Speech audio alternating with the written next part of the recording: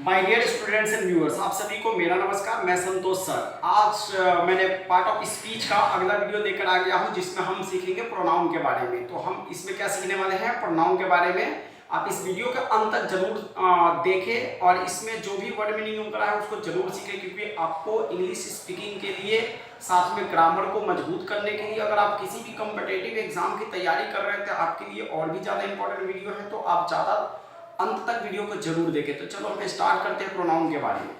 तो सबसे पहले हम बात करते हैं प्रोनाउन क्या होता है। तो प्रोनाउन होता है, जैसे कि आप जानते हो कि रिप्लेस ऑफ नाउन, यानी कि जब हम किसी भी नाउन के जगह पर जो क्रिया काम करती है, यानी कि जो काम करता है उसे हम प्रोनाउन कहते हैं। जैसे कि सर्वनाम संज्ञा के स्थान पर इस्तेमाल होने वाले शब्द है।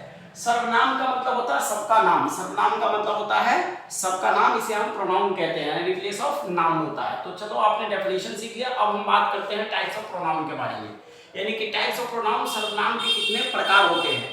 तो सबसे पहले हम बात करते हैं पर्सनल प्रोनाउन होता है, डेमोन्स्ट्रेटिव होता है, इंडेफिनिट होता है, रिलेटिव होता है, इंटरोगेटिव होता है, रिफ्लेक्सिव होता है, इसको हम इम्फैटिक भी कहते हैं, पोसेसिव होता है, डिस्ट्रीब्यूटिव होता है, रेसिप्रोकल होता है, कंपाउंड होता है, क्वांटिटिव होता है और डमी होता है। तो ये कुछ प्रोनाउन के प्रकार है, इसको एक एक करके हम समझते हैं होता क्या है।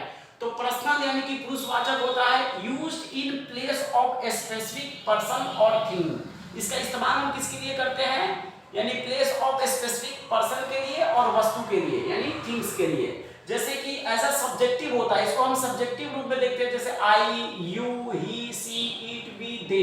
ये आल्सो कॉल्ड सब्जेक्टिव इसको बोलते हैं, यानी सब्जेक्ट के जगह पे, यानी कि जब हम किसी भी राम के जगह हम ही का इस्तेमाल करके एज सब्जेक्टिव रूप में हम इसका इस्तेमाल करते हैं। आगे हम बात करते हैं डेमोन्स्ट्रेटिव के बारे में बात करते हैं, जो संकेतवाचक होता है, यानी कि पॉइंट टू स्पेसिफिक थिंग्स। इसका इस्तेमाल केवल वस्तु के लिए करते हैं, जैसे दिस, दैट, दिस, दोज, ये इसका सब्जेक्टिव रूप में काम करते हैं। आगे हम बात करते हैं इंडेफिनिट का, अनिश्चयवाचक होता है, refers to non specific persons और थिंग्स। एग्जाम्पल के लिए someone, something, anyone, everyone, everything, nobody, nothing. इसका हम मीनिंग भी लास्ट में हम पढ़ेंगे आगे, तो ये आपको याद रखना है। आगे हम बात करते हैं रिलेटिव के बारे में। रिलेटिव होता है संबंधवाचक, यानी कि connect a clause to a noun pronoun, यानी कि हम क्लाउज के साथ, यानी जब हम दो वाक्य बनाते, दो सेंटेंस बनाते, तो उसको जोड़ने में हु, विच, दैट, हुज का एक इस्तेमाल करते हैं। जैसे कि the boy who is playing is my brother.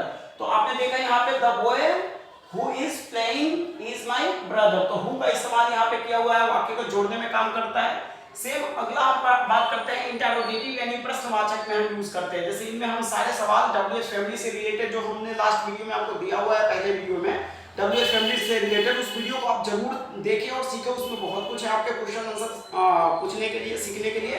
तो ऐसे ही हमारे डब्ल्यूएच फैमिली के ग्रुप में आते हैं, जिसको हम आस्क क्वेश्चंस, यानी इसमें हम क्वेश्चन पूछते हैं, जैसे हु, whom, which, what। इसके अलावा जैसे कि who are you या what is this। तो इस तरीके का आंसर यानी क्वेश्चन पूछ सकते हैं और उसका आंसर आप दे सकते हैं।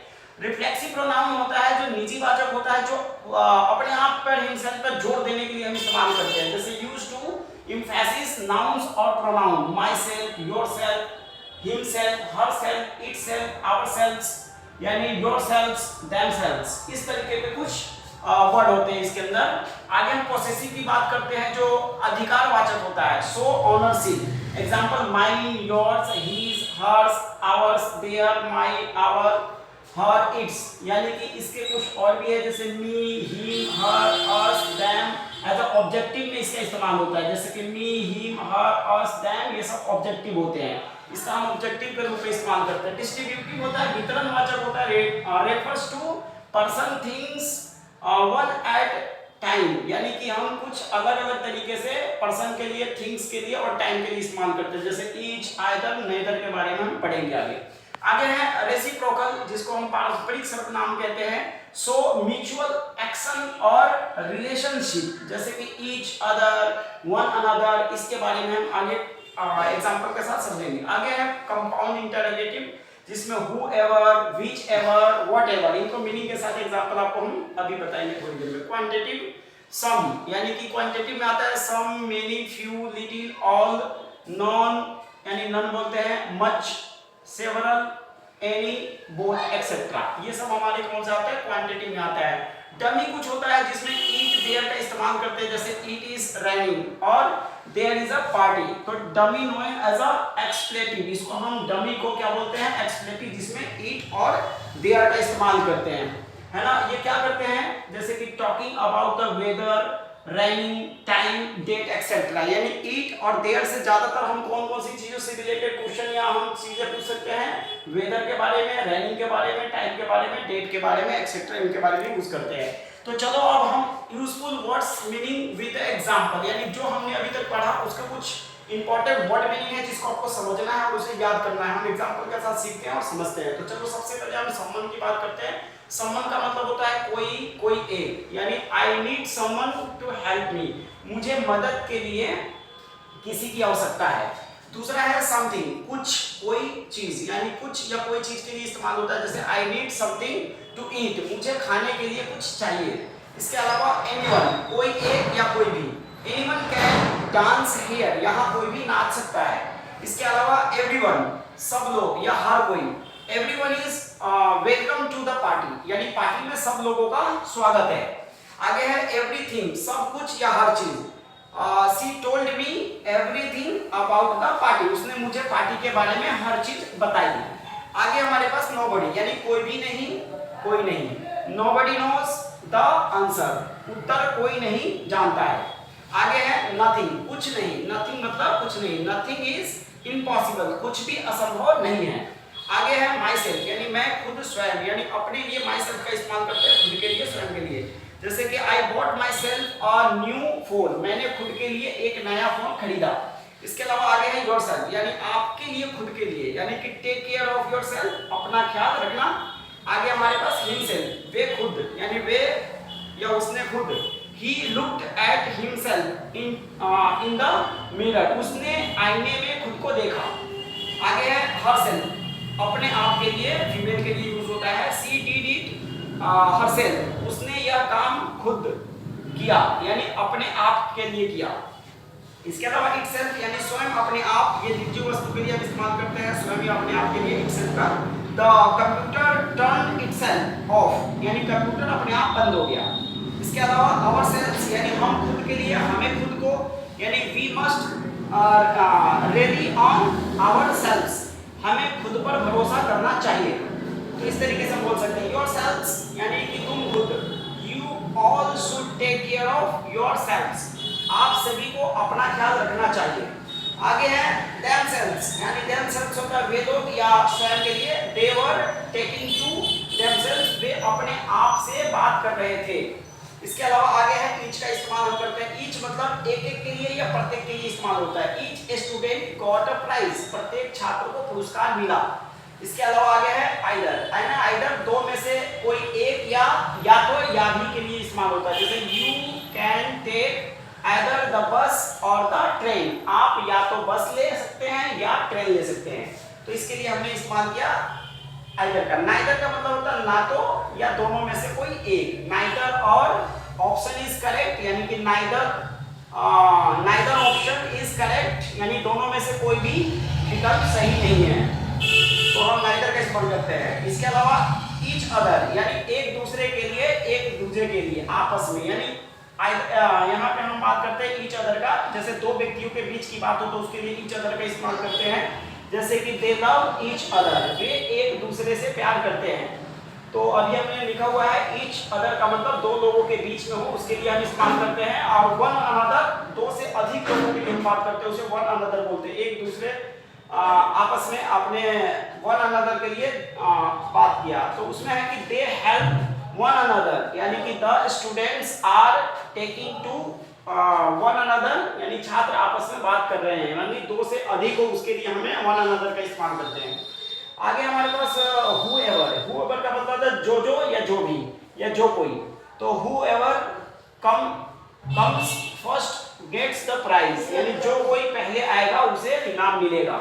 इसके अलावा हमारे पास whichever है, जो भी या जो, whichever you like take it, आपको जो भी पसंद है वो ले लो। इसके अलावा whatever, यानी चाहे जो भी या कुछ भी, you can eat whatever you like, आप जो भी चाहे खा सकते हैं। इसके अलावा हमारा सेवरल होता है, सेवरल का मतलब होता है अनेक या विभिन्न या कई। तो several peoples were killed in the explosion, यानी विस्फोट में कुछ या कई लोग मारे गए। आगे हमारे पास नन का मतलब होता है एक भी नहीं या कुछ भी नहीं, शून्य के बराबर होता है। None of this apples are fresh, इनमें से कोई भी सेब ताजा नहीं है। इसके अलावा हम बात करते हैं लिटिल का। तो लिटिल नन्हा बच्चा होता है या छोटा होता है, उसके लिए हम लिटिल का इस्तेमाल करते हैं। When I was a little child, यानी जब मैं एक नन्हा बच्चा था। इसके अलावा हम सम की बात करते हैं। सम मतलब कुछ होता है, थोड़ा होता है। I would like some coffee, यानी some use for uncountable noun के लिए, यानी कि सम का यूज हम अनकाउंटेबल नाउन में करते हैं लिक्विड पदार्थ के लिए। समटाइम्स कभी कभी या कभी कभार। I sometimes go for a walk in the morning, मैं कभी कभार सुबह टहलने जाता हूँ। इसके अलावा वेन एवर का मतलब होता है जब जब या जब भी। तो whenever you are free call me, जब भी आप खाली हो मुझे कॉल करें। तो अभी आपने कुछ एग्जाम्पल के बारे में आपने सीखा, यानी कि जो हमारे पास प्रोनाउन थे उसमें कुछ एग्जाम्पल थे। उस एग्जाम्पल के साथ आपका आई होप कि आपने क्लियर कर लिया होगा। तो आप ज्यादा से ज्यादा इस वीडियो को देखिए, समझिए। और चलो हम कुछ और भी बात करते हैं, इसे भी आपको जानना है। नो वन का मतलब होता है कोई नहीं। समबडी का मतलब कोई व्यक्ति। नेवर मतलब कभी नहीं, कदापि नहीं। अदर मतलब दूसरा या अतिरिक्त या इसके अलावा। हम फ्यू का इस्तेमाल तीन तरीके से करते हैं। फ्यू होता है, ए फ्यू का मतलब होता है संख्या में कम, बिल्कुल कम होता है। और फ्यू मतलब ना के बराबर होता है, उसको हम फ्यू लगाते हैं। और द फ्यू कहते हैं गिनती के संख्या में कम, यानी गिनती में है लेकिन बहुत ही कम है, उसको हम द फ्यू का इस्तेमाल करते हैं। किसी को हम एक इंगित करने के लिए हम द फ्यू का इस्तेमाल करते हैं। ऐसे ही सेम फ्यू का मतलब होता है संख्या में काउंटेबल के लिए, और लिटिल मतलब होता है मात्रा में अनकाउंटेबल के लिए। जैसे अ लिटिल मात्रा में कम होता है, लिटिल मतलब ना के बराबर होता है, और द लिटिल का मतलब होता है इंगित करते हैं कम मात्रा में, बिल्कुल तय निश्चित होता है कि इतना ही है मेरे पास, बहुत ही कम है, उसके लिए द लिटिल इस्तेमाल करते हैं डायरेक्शन में। और मेनी मतलब अधिक संख्या में काउंटेबल होता है। मच होता है ज्यादा मात्रावाचक होता है, जिसमें अनकाउंटेबल के लिए हम इस्तेमाल करते हैं। कभी कभी पैसों के लिए भी मच का इस्तेमाल करते हैं, जो कि काउंटेबल है। तो ये आपने सीखा। इसके अलावा एक बात आपको हमेशा याद रखना है कि माई और माइंड में क्या अंतर होता है। तो माई और माइंड में अंतर होता है कि देखो, माई का मतलब मेरा, यानी माई और माइंड का मतलब मेरा होता है, पर वाक्य में यानी सेंटेंस में मेरा अकेले आए तो माइंड का प्रयोग करना है, और यानी कि किसी और वाक्य के साथ या नाउन के साथ है तो वहां पे आपको क्या करना है, माई का इस्तेमाल करते हैं। जैसे एग्जांपल में देखो, तुम मेरे हो, यानी यहाँ पे अगर सिंगल में आया है इसलिए हम माइन का इस्तेमाल करेंगे। जैसे यू आर माइन, और नाउन के साथ अगर आए तो वहां पे तुम मेरे भाई हो, भाई क्या है, नाउन है, और उसके साथ आया तो इसलिए हम यहाँ पे माई का इस्तेमाल करेंगे, यू आर माई ब्रदर।